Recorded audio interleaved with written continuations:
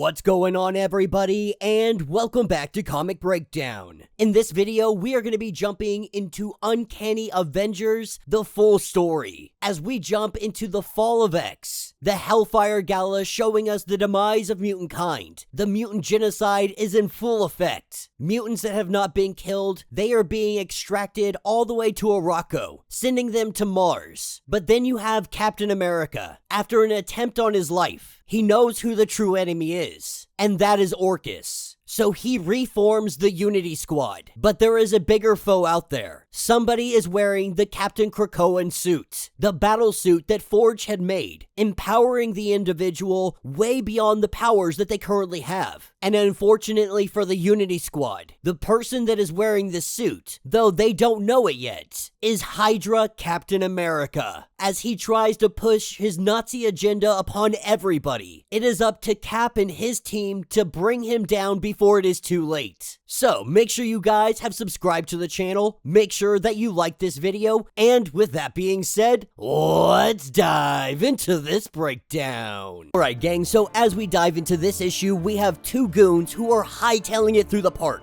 They got a Spider-Man on their tail and they know that they gotta get away. They are also very aware that Spider-Man, they need the buildings to be able to shoot the webs and move how they do. This is why they went through the park, hoping that going through the park would not give them the opportunity to have such agility. It would give these guys the chance to actually get away. But what they are unaware of is that they are not dealing with a regular everyday web-slinging Spider-Man. This Spider-Man can teleport. As we see the Spider-Man Nightcrawler bamf in, it doesn't take him long to take these guys down. With their vehicle up in a tree, Nightcrawler has been practicing on his little one-liners. The one-liners that Spider-Man does anytime he's facing off against a bad guy, telling these guys that they need to practice their parking. But he also goes on to explain why he said this. But when the man picks up his rifle, he begins to shoot. And Nightcrawler doesn't waste any time taking this guy down, as he draws out his astral sword, the living embodiment of his own faith.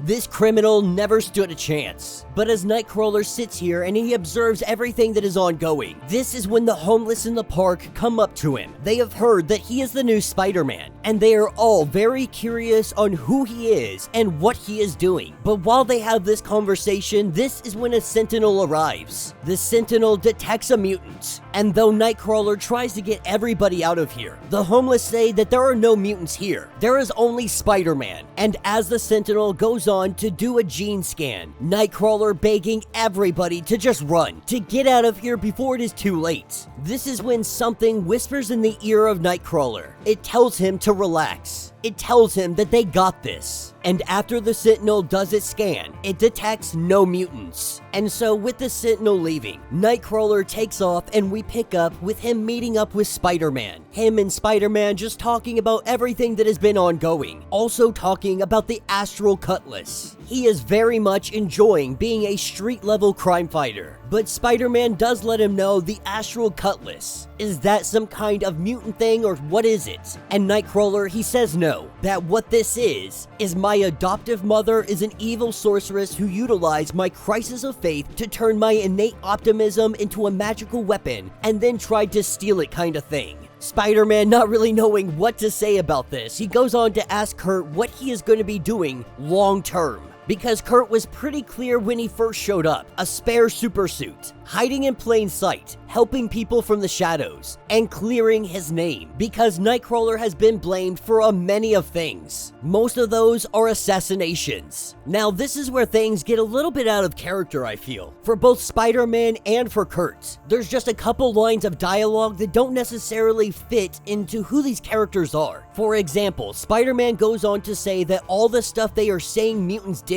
I don't know how much of that is true, but the problem is Spider-Man wouldn't say something like this. You would think that Spider-Man would be siding with the X-Men, not questioning the validity of what is true and what is not true, especially when we're talking about Orcus. I mean, heck, Captain America is out there restarting the Unity because of all of this. And then you have Spider-Man telling Kurt that like, yeah man, I don't know what's actually true and not true. But then Nightcrawler begins to have a conversation with himself. Whatever spoke to him back when the Sentinel was trying to scan his genes, it is talking to him again. This is almost like a devil on his shoulder, and it is saying that you should tell him that all your friends, all your people, exiled to who knows where, tell him about your faith. Tell him about your mother. Tell him about turning into an actual horny devil. Tell him it ain't fair that a white boy from Queens gets to swing about all swashbuckling with no extra pressure added. And that's the kind of part that I don't really feel like is in character even if this were a devil on his shoulder. Like, I get it. It's very popular these days for them to be like, oh, you're a white boy, you don't understand.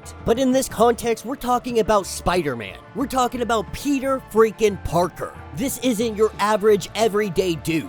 It's almost insulting to boil it down simply to Spider-Man being a white boy from Queens, but with the devil on his shoulder telling him that he really needs to tell everything to Peter Parker. That's when Spider-Man says that he's got to swing out of here, that he's got to get going. And so while Kurt tries to figure out his place in this new world, we are taken over to Orchis. They have done a scan and they are 97% sure that they have found Nightcrawler. But for some reason, the Sentinel didn't pursue him. They know that he wasn't at the Hellfire Gala. But what is also unknown to Kurt is that he doesn't know about Ultimatum X. That for every mutant that is found on Earth, 10 humans will die because of it. But our doctor here, he's not so much worried about him. What he wants to know about is the resurrection. He sees mutant kind as selfish, that they have kept this all to themselves. While he experiments, we see the mutant break free. In doing so, he is knocked to the ground. But what we learn is that this is no ordinary person. This is no ordinary doctor. This is in fact Vulture. Now working for Orcus, he is referred to as Director Vulture. With him taking down the mutant, he goes on to talk about Kurt. Now, the Sentinel, it may not have recognized that that was Nightcrawler, but it scanned for the X gene and it picked up nothing. So how is it he is invisible to it? These scanners were created by Nimrod himself. So theoretically, they should work perfectly. This is where Vulture decides it is time to outsource, a way to bring him down without having it tied to them. As we pick up in the park later the next morning, with Kurt just observing the beauty of the city, the beauty of the sunrise. This is when a runner has somebody come up to them and gets ready to rob them. It doesn't take long for our hero to jump into action. With him bamfing in, he kicks this dude in the face. Knocking him down to the ground, he tries to get up to stab Nightcrawler only to miss over and over and over again. Nightcrawler puts this dude down, and the girl comes over and jumps into the arms of Nightcrawler. This is when the necklace on her neck, it begins to beat. It is glowing red.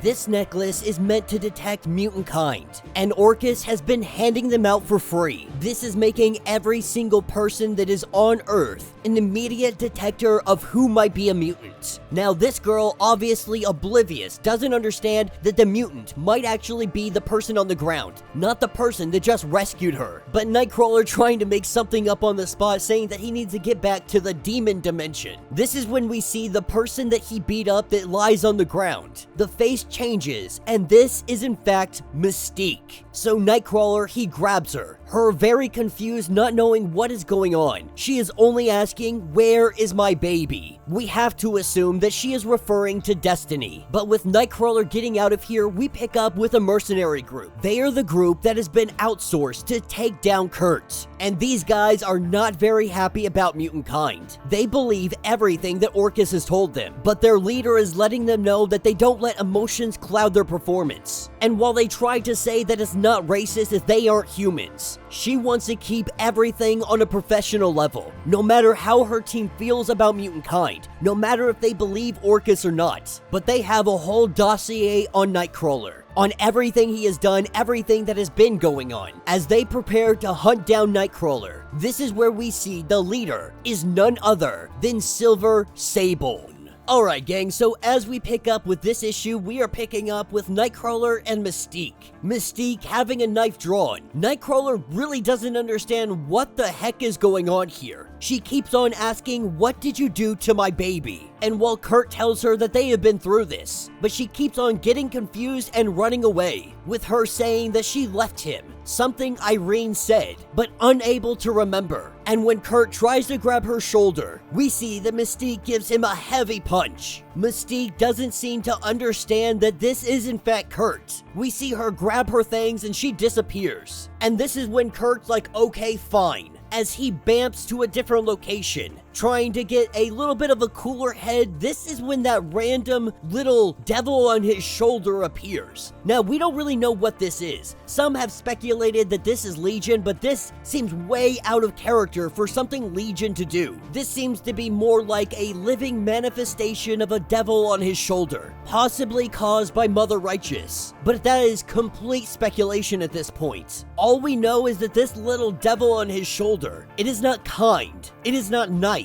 And as it is completely going off on him, trying to really make him feel down about himself, this is where we have the arrival of Dagger. Tandy has shown up and they begin to have a conversation. Right now, Cloak, he disappeared. Not really sure where he went off to. Tandy hasn't seen him in a couple days. And if she's being honest, she has been stopped multiple occasions because they think that she is a mutant. They keep on getting false readings saying mutant detected. Obviously, she is not a mutant, but they have been X-adjacent their whole lives. And they are definitely not okay with what has been going on. She does worry that if they try to pull this stuff on Cloak on what he might do, if they tried to stop him and frisk him, she worries on what might happen, saying that she spoke to Spider-Man recently talking about the mugger that he has been following around all week.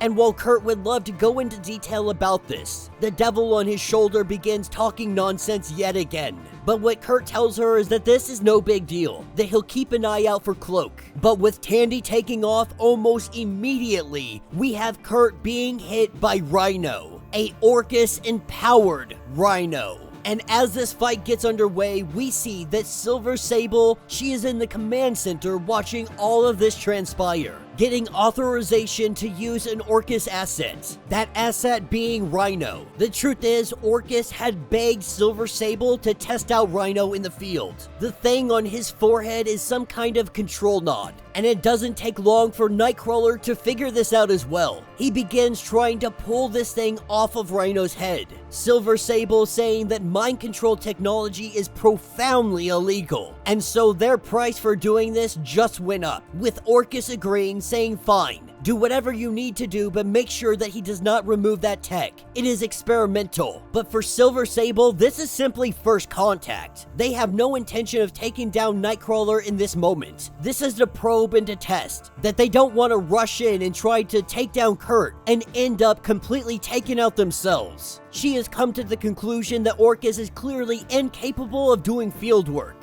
that they will transfer control of Rhino over to her immediately. When one of her men begin to give an order, they think that they are going to take him down right here and right now. The Orcus member shut off her mic, which means her team cannot hear her saying to delay that message. This is when little probes pop up all over the field. A force field goes up and Kurt is unable to teleport, as the mercenaries come out and they shoot tranquilizer darts. As they shoot a snare at him, it grabs hold of him and it wraps him up. The plasma field knocked out his powers, and they hit him with the snare just in case. Thinking that the day has been won, that is when Kurt pulls out his magical sword. He cuts away the snare, and then he goes to focus on the mercenaries. Silver Sable finding it very interesting because this magical sword was not on file. More than that, when he is disarmed of the sword disappears, which means nobody else can grab hold of it, with the Orcus system going offline and Rhino malfunctioning, while Silver Sable has Kurt at gunpoint. He is trying to say that he doesn't know who they are or what they are doing, but they are working for fascists, that he is not their enemy, and her organization, they don't have enemies. They only have profits. She tells him that he has been hit with at least one tranquilizer and he is unable to teleport through this dome to stay down. She also finds it fascinating that the tranquilizer hasn't put him to sleep. This is just a testament to his mutant ability, how fast his metabolism is. But Silver Sable not paying attention, this is where Rhino comes in. He goes to take her down and Kurt grabs her and he bamps her out of here. They find themselves in complete darkness. They find themselves in the subway system 30 feet below where they just were. And as things begin to shake and rattle, Silver Sable still having a gun to his head, we see that there is a kind of romance that is blossoming here. In fact, Silver Sable goes in and she kisses Kurt. It appears that her attraction to him has overcome her. Recognizing what she just did, she stops kissing him and apologizes. But Kurt says that you are kissing me instead of killing me, that he doesn't think that warrants an apology. For some reason, she is unable to focus. At first, she believes that this is something that Kurt must be doing, pheromones or some kind of mutant thing, but this is not one of his powers. As they hear a booming continue, damaging the control apparatus on Rhino, he has been making his way directly back down to Kurt, punching his way through 30 feet of ground till he gets to the subway. Silver Sable says that she deactivated the dome. She is giving Kurt the opportunity to run, because they're not going to get paid if he is flattened out by Rhino, that they only get paid if he is captured alive. This is when Kurt says that he could teleport 2 people right now, asking where would Kurt take her, and he says where wouldn't I? But in this situation, he wasn't talking about Silver Sable, he was talking about Rhino. This is where he jumps up and teleports himself and Rhino above the city. As they go falling down to the ground, Kurt teleports them just in time to where Rhino doesn't get fatally wounded, but he does crush the Orcus van. And so round 1 goes to Kurt, and Silver Sable is left wondering what the heck is going on, and this has become much more complicated than she had anticipated. Alright gang, so as we dive into this issue, we are picking up with a deviant who is deviated, and we have Nightcrawler on scene trying to get this kaiju monster out of here. We have Nightcrawler who is fighting off this monster. While doing so, Orchis is observing. They are watching, they are learning. They are preparing to take down Nightcrawler once and for all. While fighting the deviant, this is where we see the arrival of the contractors, coming in yet again to try and take down Nightcrawler, only to fail miserably. Orcus finding themselves very unhappy with the contractors' work. They have failed time and time again. It is now becoming a financial strain on Orcus to keep supporting them while they keep failing bad. But they do deserve some credit because they are the only ones to actually get close enough to almost catch him. This is what brings us over to a conversation between Vulture and Nimrod. Vulture has been running experiments for Orcus. Nimrod is letting him know that he is displeased with the work the Vulture has been doing, that he has been given this vast amount of resources and has been unable to catch Kurt. But Vulture does let it be known that his hounds are ready. After Nimrod had brought somebody very special to Vulture, Vulture has used this individual to engineer marvels, and now he is wanting to put his hounds to the test. Nimrod going on to say that Kurt is a target of extreme value, and they do have a running theory on how he has been able to avoid all of their X-gene scans. That is because of his history with the reality warper known as Legion. They believe this to be the most probable cause, but Nimrod does give the clearance for the hounds to be field tested, and the mercenaries will serve as control against what they will judge as these creations. This is where we pick up a little bit later that evening with Silver Sable and Nightcrawler. The two of them have been enjoying each other's company quite frequently. For Silver Sable, this is almost like a game. Professionally, she is a mercenary. When that helmet is on, she is hunting Nightcrawler. But when that helmet comes off, after she punches that clock, she is out for the day, which means no more mercenary work. She has separated her 2 lives entirely. This is her way of justifying her new relationship with Nightcrawler, that when she puts that helmet on, they are adversaries. But when she takes it off, she is simply a tourist enjoying her time having some fun. Now, these two have a bit of conversation here, but one of the most important takeaways is Nightcrawler talking about how he doesn't know that he is avoiding scanners. Not sure how this is even possible, but that little devil on his shoulder. Many people, they believe that this might have been Legion, and it is looking more and more like that, especially after what Nimrod had said. The little devil on his shoulder even going as far as saying that he is the reason that they are unable to pick up any kind of readings on him. The truth is, Nightcrawler never asked what or why. So when Legion disappeared, the likelihood that a small part had been left behind in Kurt, that is looking more and more like a real possibility. But with Nightcrawler recognizing that he's got to get out of here, that he's already late, we see him bamf off, and he takes off, finding himself directly in front of Raven. Raven, with a gun in hand, knife in the other, she is telling him to run. That they are coming and they have your scent. When Nightcrawler looks up, what he sees is Dagger and Feral, covered in techno-organic.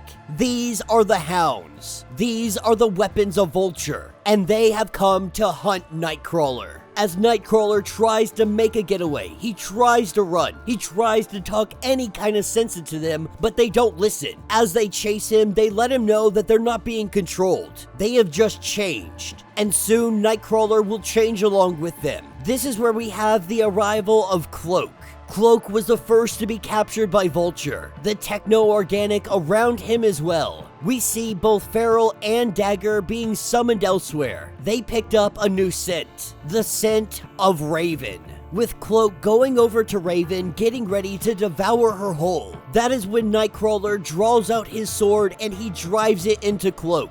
Without hesitation, Raven pulls out a pistol and she puts a bullet into Cloak's head, telling Nightcrawler to jump in the dumpster that is nearby so they can get rid of their scent. As they hide out, we see the body of Cloak beginning to rise up, coming back to life, unable to locate the scent, and being summoned elsewhere. Raven and Nightcrawler are safe for tonight, but there are other mutants that have been captured. Mutants that will be taken back to Vulture. This is where we pick up with our supervisor Vulture. We see the source of the techno-organic.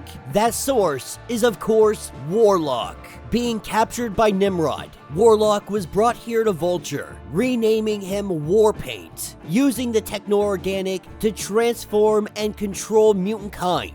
This is how they do it. We are picking up with Spider-Man. We have an angry mob that is furious about mutants. Right now, they are carrying a pizza boy, a boy that doesn't even have any association with mutants. He was seen putting flowers at the X-Men treehouse. This mob is so furious that they'll go after anybody, regardless if they can prove they're a mutant or not. A mutant sympathizer is just as bad in their eyes. Up on the rooftop nearby, we have Nightcrawler and his little Legion demon. They sit up here and the Legion demon is asking Nightcrawler, are you going to help? Nightcrawler has no intention of doing anything though. That this is what Spider-Man does best. He's a natural at this. Spider-Man trying to calm this mob down. He tries to reason with them, to let them know that what our DNA has doesn't make us any less or any more. But while he tries to de-escalate, this is where we have the arrival of a Sentinel. It scans the pizza boy and it says that he tests negative for the X gene. The crowd giving out a sign of disappointment. On the rooftop nearby, we have the little Legion demon that is furious. Furious that Nightcrawler won't ask about what he is because he is afraid of the answer. He is furious that Nightcrawler is deciding to just look away from everything that is going on. That there are big problems happening. That Nightcrawler is a mutant. That he must recognize this and start acting on it. With the Sentinel going on and saying that they are going to take the pizza boy in for questioning,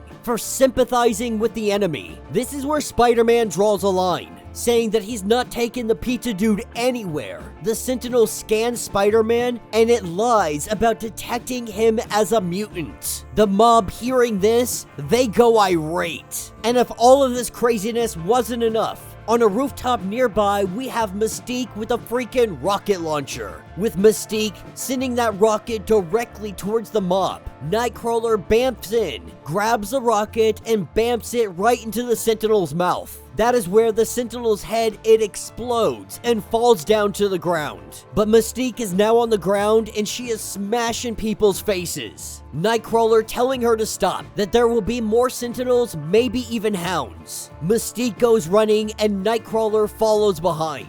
This is what takes us over to Vulture and Silver Sable. Vulture is letting Silver Sable know that her time is running out, that there is a clock on capturing Nightcrawler. if Orcus catches him first, she won't be paid at all, but that she must hurry up. Picking up later that evening, we pick up with Nightcrawler and Silver Sable sitting down having dinner. As Nightcrawler goes on talking about all the things he wants to do with her, so on and so forth, she lets him know that they need to have a real talk. She tells him that he has been focused on frivolous things, punching muggers, fighting ridiculous villains, one-liners, all of this stuff. The truth is, mutant kind is under attack and you are sitting on the sidelines. You are doing the bare minimum, that you must commit yourself to the war. The truth is, his people need him, from his mother right on down. This is where Kurt kinda loses it, because he says my people. He spent his adult life sacrificing for his people. He has spilled blood, lost his soul. He has lived and died for a war his people didn't start and declined to win. And so he has to ask,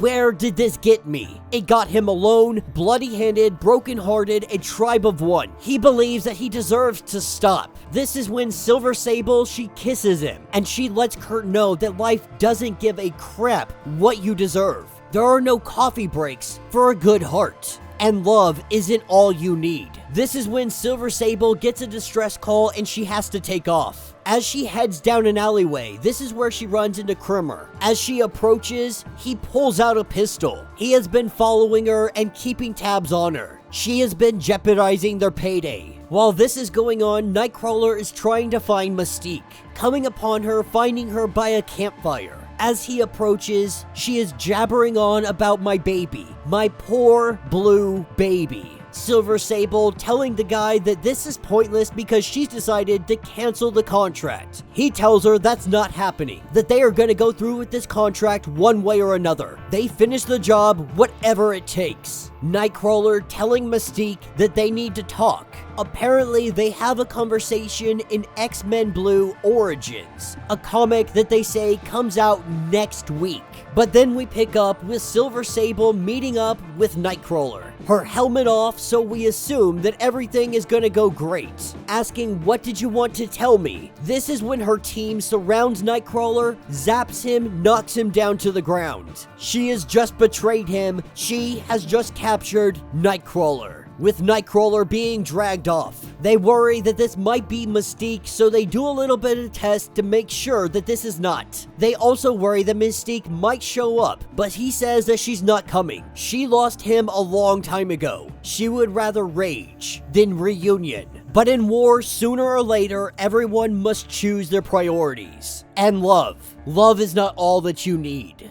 Alright gang, so as we dive into this issue, we are picking up at the Hellfire Gala. We pick up when Xavier told everybody to walk through those gates. We see Xavier telling her to leave, begging for this to stop, pleading for this not to happen. We see Raven throw herself over a ledge. While we observe this happening, we see that little demon, that one that has been in the mind of Nightcrawler. We know that this demon is somehow connected to Legion, but we don't know exactly how. But in this story, the little demon says that he is going to be extremely important moving forward. In fact, what he says verbatim, I'm actually super important, just not to this specific story. Now, this little guy, he's making it easy for the readers who really haven't been keeping up with the Fall of X or Uncanny Spider-Man. He's filling them in on everything that is currently ongoing. The Hellfire Gala, the Mutant Massacre, the mass deportation of mutant kind to Mars. All of that is going on, and then there is Mystique.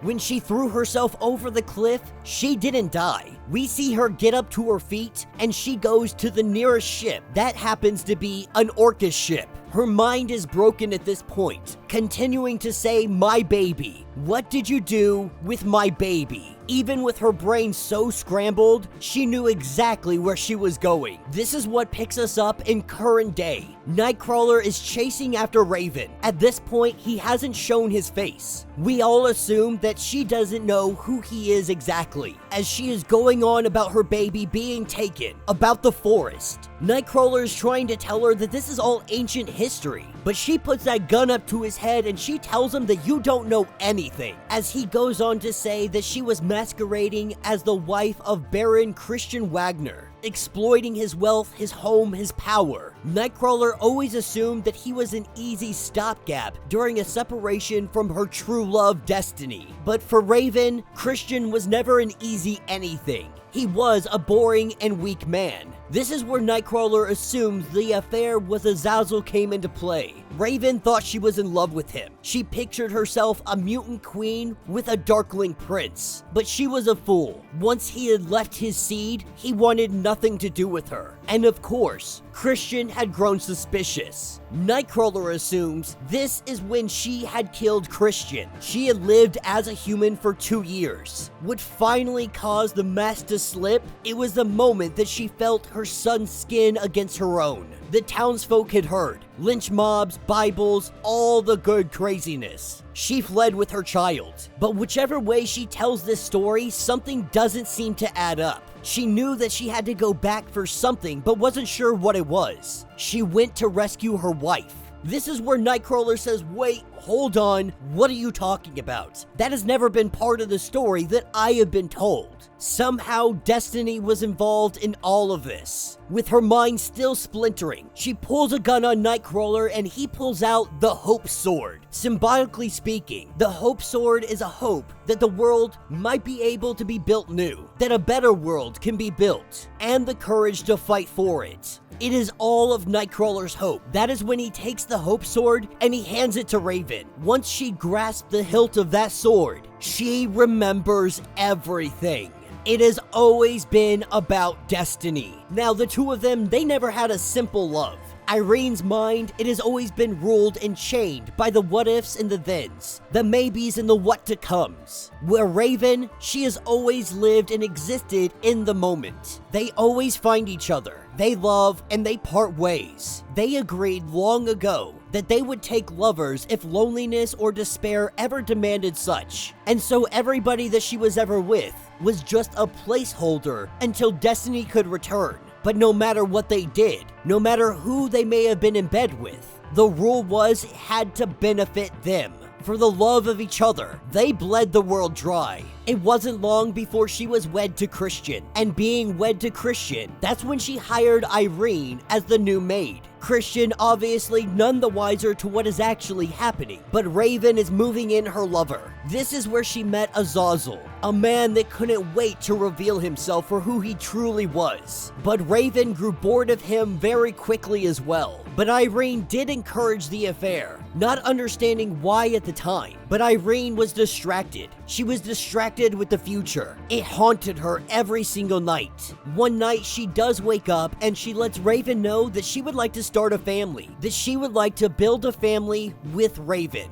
Now, there were other pregnancies, there were other births, before and after, accidents, inconvenience, tragedies upon arrival, but never a child conceived in love. And so the two of them together, they made a baby. And at first, this confuses Nightcrawler. How is that possible when both of you are women? The truth is, Raven is no ordinary person. For many years, we have assumed that Raven is simply just a shapeshifter, but she has lived for years as sapient males, years more as females. And while Nightcrawler doesn't fully understand the science, the genetics behind how any of this might work, everybody thinks that Raven can just shift skin, like a clever little blue squid. But what they don't understand is that she can change herself down to the very cellular level. Her hormones, her sex organs, she can change all of it. Now, Nightcrawler, he's a little worried about this, because he believes that this is really close to playing God. Normally, she wouldn't be one to mess around with something like this, but she had borrowed traits from the flesh that she had touched. Christian, Azazel, and countless others. They were but the shades on the palette. Now, Mystique, she wanted a girl. She wanted a daughter. That obviously didn't happen. There is a data page in here which is essentially saying that Mystique is not a shapeshifter, she is a gene shifter. Her flesh is the most sophisticated biological apparatus that Dr. Nemesis had ever encountered. The only thing that stops him from using the terminology of Omega Power Set when we are talking about Mystique is that she has yet to be able to display the capability of mimicking others' X genes, or of manipulating her own. The question remains, could she? Would she? If she was capable of doing such things, we might be able to label her an Omega level mutant. But this is when Raven gets a headache. Memories being revealed, deeper patterns. She ended up entangled with Azazel immediately. He yelled that it was his decision, that he wanted to sow his seeds, and nothing more. Back at home, Christian was growing a little suspicious, but she was growing her baby bump at the same time that Irene was. This is to keep up appearances. Still, Christian grew paranoid, and one night he comes bursting in on both Irene and Mystique. This is when Raven killed Christian. Using his face, she dismissed the rest of the staff. From time to time, she would play his wife, showing up in town full bloom of pregnancy, keeping up all the appearances. She did find herself keeping the belly when she was around Irene, and Irene kind of understood. It was almost like both of them were carrying the child. Those were among the happiest times of her life. And then the day came. 22 hours of labor. When the baby came out, the baby was blue. A young blue baby boy. The doctor, he says that it might be right to get rid of this child. That it might be mercy to take it out of this world. If you look at it and see the deformities, everything that is wrong with it, the world would not accept this. This was her perfect little baby boy of a child. Out of all the evils she may have committed, this is the best thing she ever did in her life. She put away the facade of the human that she pretended to be. She let her blue skin come out. And it wasn't long before the townspeople came for her. Irene knew what would happen. She told Mystique to take the baby and run. And that's exactly what she did. She took young Nightcrawler and she ran as far as she could. She ran deep into the forest and she set that baby down, swearing that she would return for her child. But she had to go back for Irene first. But when she got there, Irene was gone. And when she raced back to the forest, her child was gone as well. Everything that she loves was taken away in a single night. This is where Nightcrawler finally takes off his mask, saying that he should have done this sooner. He apologizes, but he wasn't sure how she would react. When he goes to say that it is me, Mystique tells him that I know exactly who you are. Deep down, she probably knew since the first time she saw that ridiculous outfit. But she also says that I don't need your pity.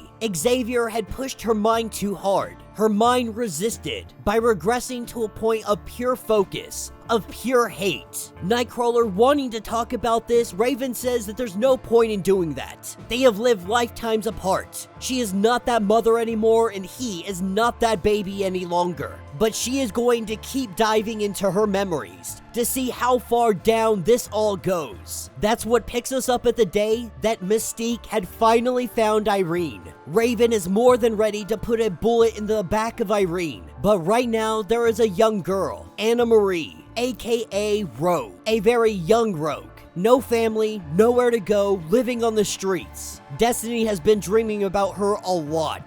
Mystique doesn't care about this little girl, not at first, because Irene has been gone for 5 years. Destiny swears the answers are coming, but the pimps and pushers, they are going to be coming for Rogue very soon. That if you don't pick her up in 15 minutes, her fate will fall under. And so Mystique did. She went to that young girl and she took her in. And this is when she finally told Raven everything. Why she had seemed so distant before Azazel appeared. How, in truth, she placed the call that brought him to town. Why she encouraged the pointless affair. It was the visions of what would happen. It always was. If Azazel had not believed that he had an heir, he would have tried to take over everything. He would have destroyed the world, unless a child was born that he assumed was his own. Unless his preoccupation with his heirs. This would allow the boy to sabotage the plans of the father. Nightcrawler had to be born so that he could take down Azazel. Nightcrawler had to be left in the woods so that he could be found by somebody else. He had to be raised as an outcast. He had to be raised battered, beaten, and burned by the world. He would become better with every blow. He would rise above every loss. All of this was the plans of destiny. For Nightcrawler to become the man he is today, Raven and Irene had to give up their child. But there was a way to fix it, or at least Irene believed so. That's what led them to Charles Xavier. knowing what they had to do but unable to live with it. They want all the memories gone. The pregnancy, the visions. Irene wanted to focus on her wife and her daughter. That daughter, of course, being Rogue. Raven was never about this, but she agreed to it. The only memory she wanted left is the memory that she does have a son.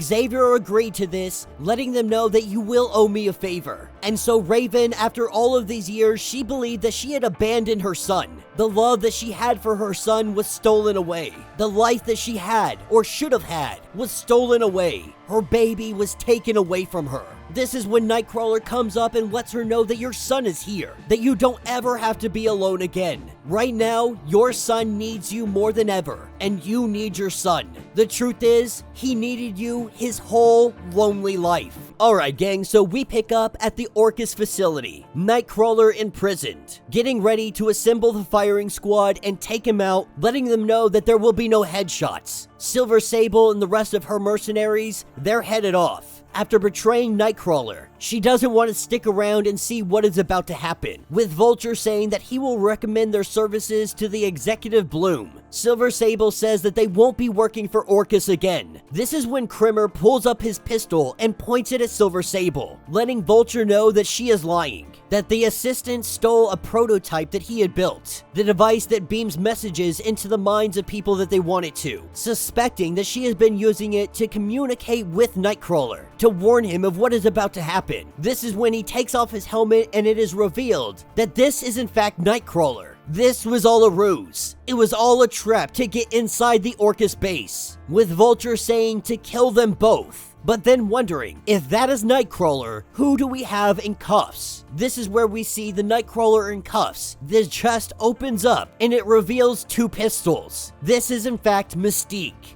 Their genetic scanners didn't pick it up because of Mystique's abilities. She made herself identical to Nightcrawler. And so they waste no time, they start knocking some skulls. Nightcrawler telling Silver Sable to help my mother. Just don't let her flirt with you. Kissing him on the cheek, she jumps into the fray and Nightcrawler takes off, hacking into their system with the little Legion ghost hanging by. But Nightcrawler is unable to break into the system, so the Legion ghost goes to one of the janitors nearby, a man that Raven had messed with his mind, an empty vehicle to use. Using this body, having all the information that they need, they are able to hack into the system. They are able to break him out, with Kurt bamfing in, protecting his mother and his girlfriend. This is where we have the arrival of Warlock, finally set free. And now that he has returned, he is taking back what belongs to him, reconstituting all of his absent code, the parts of him that were used to turn people into the Hounds. He is taking it all back. They will all make a full recovery, but it is an extremely tiring process, becoming post-organic.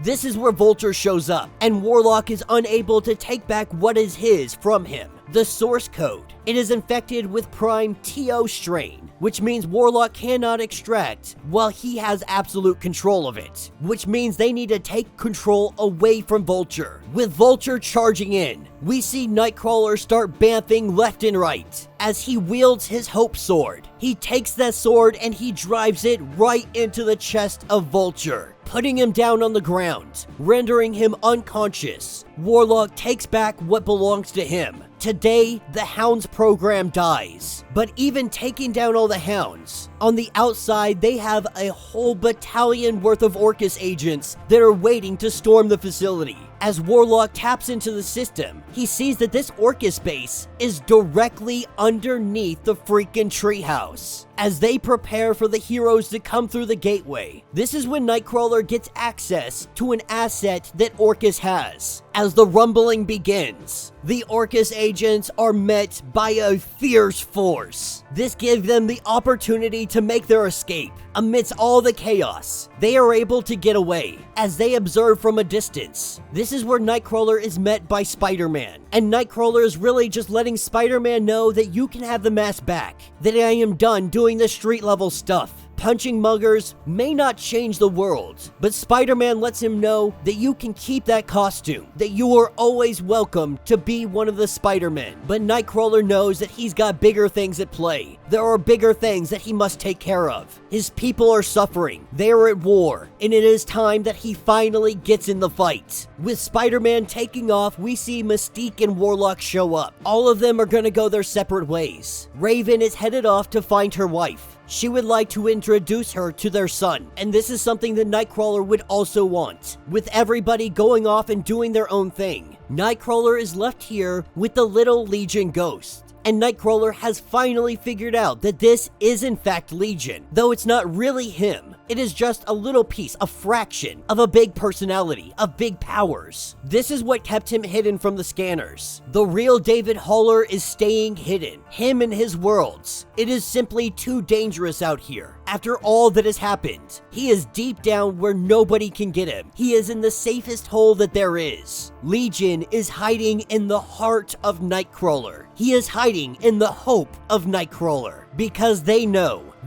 that the inheritors of a dream got a bigger hill to climb than the ones who had it in the first place. And if they can't put their hearts and heads into the climb, then they will never see past the dream to the truth that holds it up. That the world is basically good, and it is worth the struggle. As the comic closes out, we have Nightcrawler meeting up with Silver Sable, a cup of coffee in hand. The two sit down, and that is where this issue will end. So let me know what you guys think down in the comments. You know, I definitely had my issues with this comic, especially issue number 1, but the further this comic got along, the more that I really did enjoy it. I like the growth that we have seen in Nightcrawler. He's not just some religious fanatic anymore. He understands that it's much bigger than that. He still has his religion, he still has his faith, he still has his hope, but his mind has expanded. He sees past just the arbitrary. He sees past what is just in front of him. He sees that there is nuance in the world, that not everything is black and white. And it's also nice to see Nightcrawler having some relationships, once with Weaponless Zen and now with Silver Sable. He is really growing into his own, becoming his own person, doing so in ways that we have never seen before. More than that, he's been learning about his history, about his mothers, about how Mystique is more powerful than we actually imagined, having the potential to maybe even copy X genes, but also learning that he has more than just 2 parents, from Christian to Azazel to Destiny to Mystique. And even Mystique says there's a couple other names in there. We just don't know who they are. The biggest revelation of all of this is where Legion has been hiding. Everybody wondered, where did Legion go? Where did he disappear to after he fought Mother Righteous? He just disappeared and no one knew where he went. Now we finally know. He hid in the safest place he thought, and that was in the heart of Kurt. He hid inside of Nightcrawler, in his hopes and his dreams and his wants, and that spark that is inside of Nightcrawler. This is where Legion lays dormant, knowing that it's too dangerous for him to be out here. Orcus would throw everything they have at him, and Legion cannot guarantee that he would stay out of their grasp. And so to ensure this, he stayed so far out of sight, no one would ever think to look for him there, because Legion will be essential. With his vast amount of powers, his ridiculous abilities, Legion will be instrumental in the battle against Orcus that now is beginning. Mutant kind has taken their time to get here. They have all had their own things to deal with and handle before they all come together to truly take down Orcus once and for all. But now we stand on the precipice of the final battle. Mutant kind making their final stand. The last chance of liberation. The last chance for true freedom. It is time for all hands on deck. Mutant kind is one once again. And may God have mercy on anybody that stands in their way. So let me know what you guys think. Let me know your thoughts. Let me know your theories. If you would like to get completely caught up on everything going on with this series, go ahead, check out the link in my description as well as the top of this video. It'll get you completely caught up on everything going on with Uncanny Spider-Man. If you would like to support the channel, you can always do so by joining the channel membership. Much like Patreon, having multiple different tiers, from $1 to $50, from loyalty badges to comics every single month. Not only are you helping out the channel tremendously, you are getting tons of perks in the process. Now, if you're unable to do this, do me a favor, subscribe to the channel, like this video, hit that notification bell, and with that being said, until the next breakdown.